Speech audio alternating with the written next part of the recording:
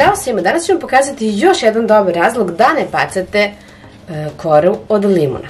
U jednu šerpicu sipajte malo vode i stavite sodu bikarbonu i ostavite nekih 10 minuta da odstoji u ovoj vodi.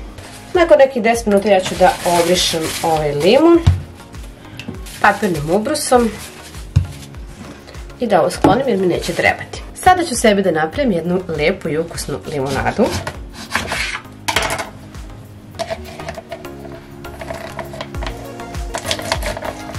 Ove ostatke neću baciti, već ću ih sada iskoristiti.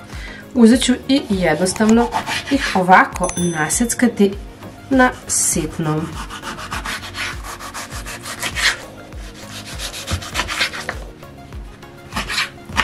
Znači može jedan limun do 2. Sada će nam trebati jedna prazna čista bočica. Limun jednostavno stavite ovako u bočicu.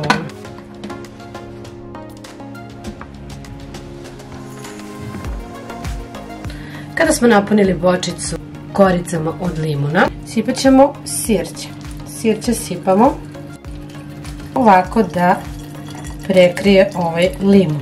Vidite otprilike koliko je to. Stavit ćemo zatim jednu kašiku soli, može bilo koja sol. Dodat ćemo zatim malo deterdženta za sudove.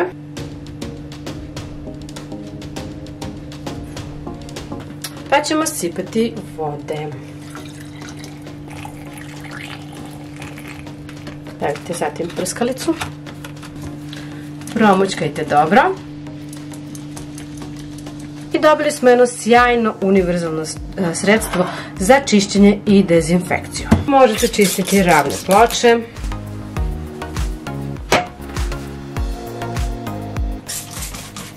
prozore,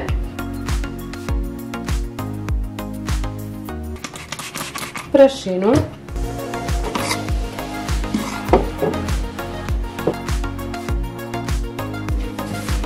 također možete čistiti sudoperu.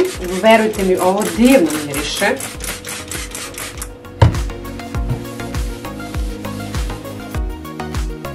Kao i slavine.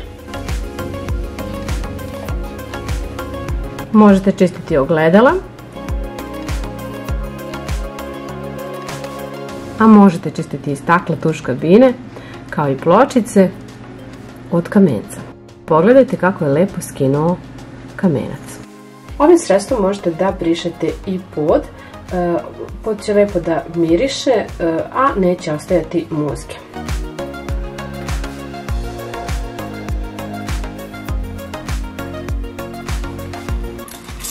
Frižider.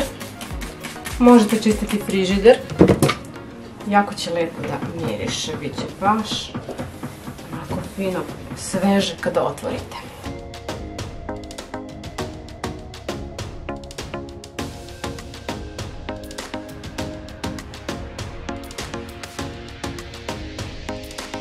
Znam da mnogi od vas imaju problem sa maskama za telefon koje se brzo isprljaju.